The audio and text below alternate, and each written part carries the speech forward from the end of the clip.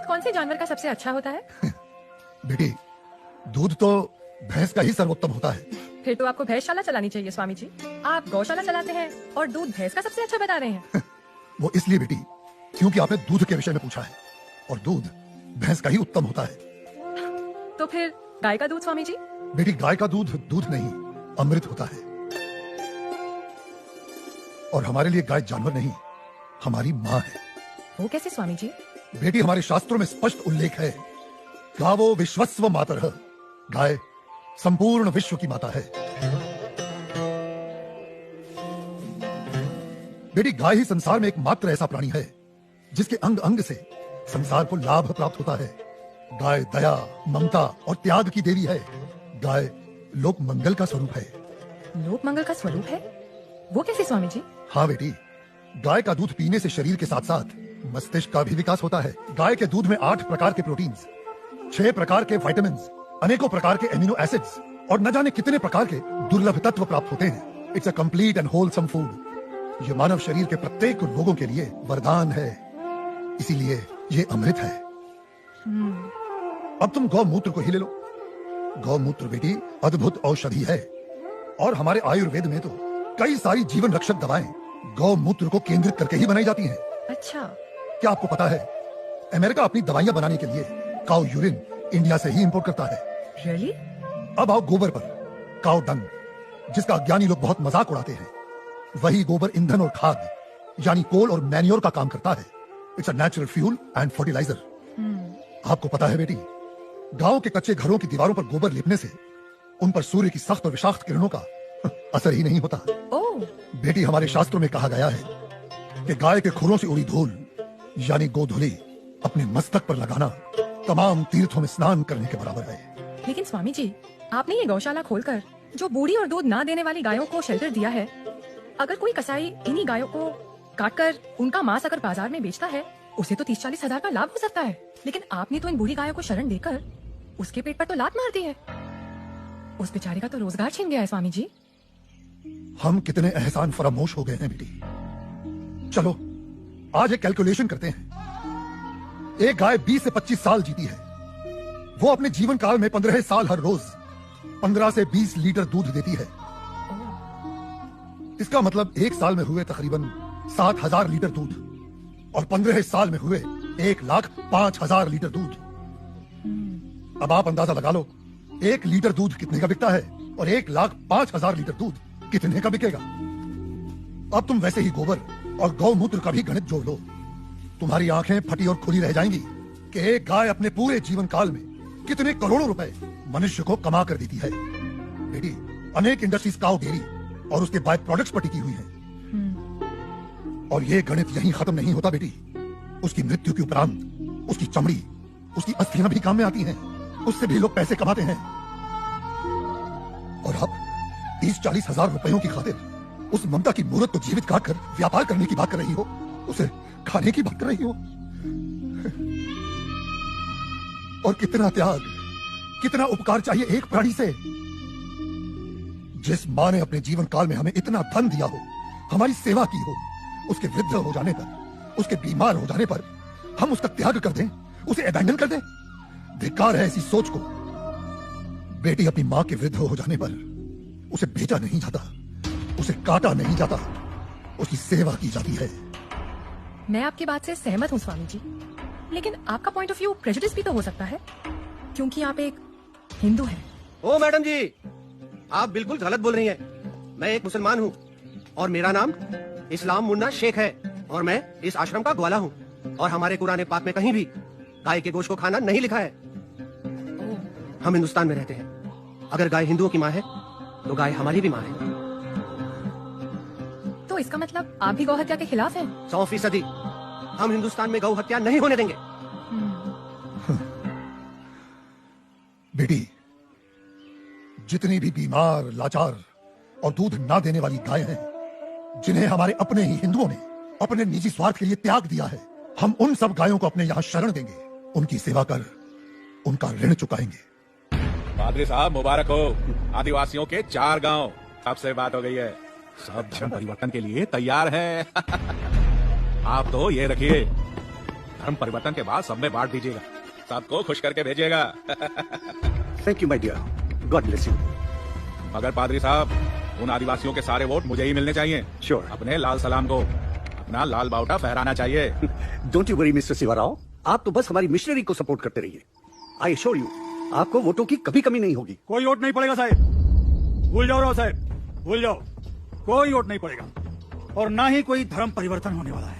क्या बकवास कर रहा है? बकवास नहीं करता है साहब, सच बोलता है। एक नया साधु आया है, पूरा दिन सनातन धर्म का प्रचार करता है, भंडारा लगाता है और ये आदिवासी बैठ के उसका बात सुनते। ये पत्रकार लोग खूब इंटरव्यू कर रहे हैं उसका, और भाई उसका कन्विंसिंग पावर इतना जबरदस्त है कि कोई भी दूसरा धर्म घंटा अपनाएगा।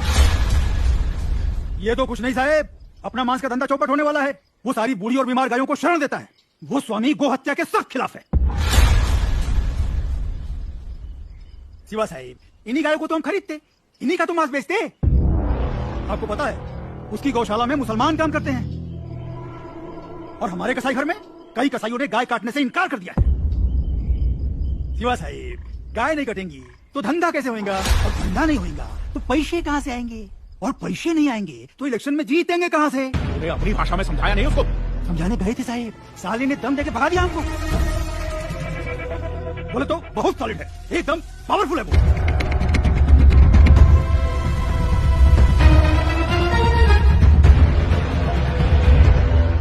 स्वामी जी, आप तो सेक्युलर हैं, लेकिन आपके हिंदू धर्म में ये जो कास्ट सिस्टम है, जात पात, भेदभाव, ऊंच नीच, इसके बारे में आपको क्या कहना है? हाँ बेटी, इन्हीं बुराइयों ने तो हमारे सनातन धर्म को कलंकित कर दिया है और मैं बेटी इसका सख्त विरोध करता हूँ। लेकिन बेटी, क्या तुम जानती हो, ये ब्राह्मण, क्षत्रिय, वैश्य और शूद्र जातियां नहीं है, ये 4 वर्ण हैं और इन 4 वर्णों का विभाजन जन्म के आधार पर नहीं, कर्म के आधार पर किया गया है। समाज की उत्कृष्ट व्यवस्था के लिए, गवर्नेंस के लिए स्वयं मनुष्य ने इन वर्णों को बनाया है। बेटी, जो तेज बुद्धि वाले थे उन्हें पूजा पाठ, पठन पाठन, यज्ञ हवन और ज्ञान का प्रचार सौंपा गया, वे ब्राह्मण कहलाए। जो बलिष्ठ और शक्तिशाली थे उन्हें समाज की रक्षा का भार सौंपा गया, वे क्षत्रिय कहलाए। जो बिजनेस माइंडेड थे उन्हें व्यवसाय दिया गया, वे वैश्य हुए। और बेटी, समाज में स्वच्छता बनाए रखने वालों को, सेवा करने वालों को चौथे वर्ण का नाम दिया गया, वे शूद्र कहलाए। बेटी, हमारे शास्त्र कहते हैं जन्मने जायते शूद्राः संस्कारात् द्विनो चयते, अर्थात जन्म से प्रत्येक व्यक्ति शूद्र होता है। वो केवल अपने संस्कारों से, अपने कर्मों से ब्राह्मण, क्षत्रिय, वैश्य या शूद्र बनता है। अब आप मुझे ही ले लो, पहले मैं अखाड़े में पहलवानी करता था तो तब मैं क्षत्रिय था, आज मैं प्रवचन देता हूँ तो आज मैं ब्राह्मण हुआ, और यदि कल मैं कोई व्यवसाय करता हूँ तो मैं वैश्य कहलाऊंगा, समझी? मेरा ब्राह्मण या क्षत्रिय होने पर कोई कॉपीराइट नहीं है। बेटी, हमारे सनातन धर्म में ऊंच नीच का कोई स्थान नहीं है। ये 4 वर्ण एक दूसरे के पूरक हैं, they are interdependent on each other. ये एक गाड़ी के 4 पहियों के समान है, बिना एक दूसरे के सहयोग के समाज का कोई भी महत्वपूर्ण कार्य पूरा नहीं हो सकता। जी स्वामी जी। बेटी, सनातन धर्म तो समस्त वर्णों, समस्त प्राणियों में करुणा, दया और अपनत्व की भावना रखना सिखाता है। सर्वधर्म समभाव में विश्वास करना सिखाता है। हमारा धर्म सब धर्मों को एक समान मानता है। बेटी, हमारे लिए तो ये पूरी धरती एक कुटुंब है, एक परिवार है। The whole world is one family, वसुधैव कुटुंबकम।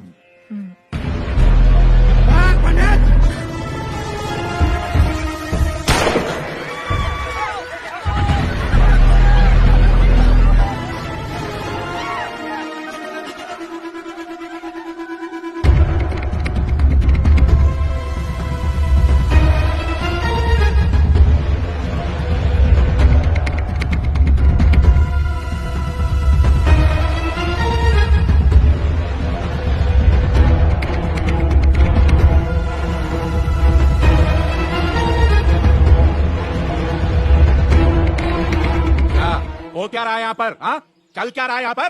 तुम लोग यहाँ धर्म परिवर्तन करा रहे हो। मैं केवल धर्म का अर्थ समझा रहा था, सत्य का मार्ग बता रहा था। हाँ, रहने दे, साफ पता चल रही है तुम्हारी मंशा।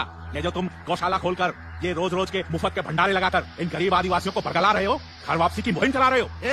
लाल बउटे के ठेकेदार, गलत। यहाँ पे कोई घर वापसी नहीं हो रही है, कोई धर्म परिवर्तन नहीं हो रहा है। मैं खुद एक मुसलमान हूँ और इस आश्रम में नमाज अदा करता हूँ। स्वामी जी ने आज तक मुझे कभी नहीं रोका है। तुम लोग गलत अफवाहें फैला रहे हो। ए मुन्ना, चुप रह, चुप। तू चुप रहे। क्या तुम लोग हिंदू मुसलमान बोल बोल के हम में दरार पैदा कर रहे हो? चलो निकलो यहाँ से, बंद करो अपनी ये राजनीति की दुकान। ए मुन्ना, तू अपना मुंह बंद रख। चिल्लाओ मत। मैं तुम्हें अच्छी तरह जानता हूँ कनन सिवाराव। जिस प्रकार तुम सनातन धर्म के विरुद्ध इन भोले भाले आदिवासियों के हृदय में जहर इंजेक्ट कर रहे हो और अपनी वोटों की खातिर पैसा बांट बांट कर इनका धर्म परिवर्तन कर रहे हो, ये सब अब नहीं चलेगा। स्वामी, तू जानता भी है कौन है ये? जानता हूँ। तुम्हारे आका हैं जो तुम्हारे नाम पर फर्जी ट्रांसपोर्ट कंपनी चला रहा है और गैर कानूनी तरीके से गौ मांस बेचने का घोर अपराध कर रहा है। ए पंडित, कनन सिवाराव, गाय हमारी माँ है। हम उसकी पूजा करते हैं, उसकी सेवा करते हैं और कोई उसे काटे हम कतई बर्दाश्त नहीं करेंगे। हम तुम्हारा ये गोरख धंधा बंद करवा के रहेंगे। ए तू हमारा धंधा बंद करवाएगा? हाँ? जाइला। ए गौरक्षको, ये गाय का गोश्त भी गोश्त ही होता है। ए तू होता कौन है हमें रोकने वाला? हा? मैं मुर्गी का गोश्त खाऊं, बकरे का गोश्त खाऊं या गाय का गोश्त खाऊं, गोश्त तो गोश्त ही होता है। क्या फर्क पड़ता है? बिल्कुल फर्क पड़ता है। मानो तो माँ है वरना जानवर। कनन सिवाराव, माँ, बहन, बेटी और पत्नी सभी स्त्री जात होती हैं, लेकिन सभी के साथ एक जैसा संबंध नहीं बनाया जा सकता। ए कनन, क्या तू अपनी माँ बहनों के साथ सोता है, उनका बिस्तर गर्म करता है? हरामखोर, वहां पे जाता है।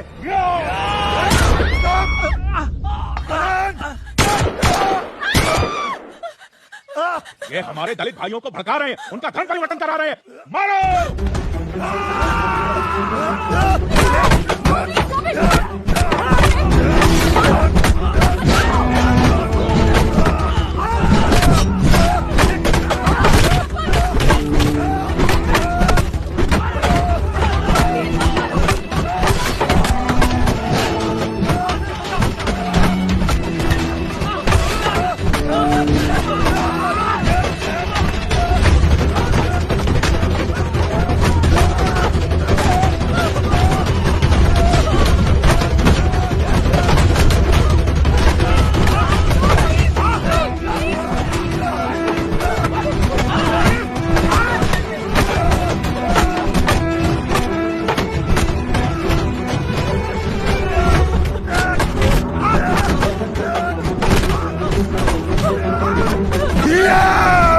कनन सिवाराव, ब्राह्मण को कमजोर मत समझ। ब्राह्मण दीनहीन तो सुदामा, त्याग में दधीचि और प्रतिशोध में चाणक्य और दंभ में रावण और रुद्र हुआ तो परशुराम।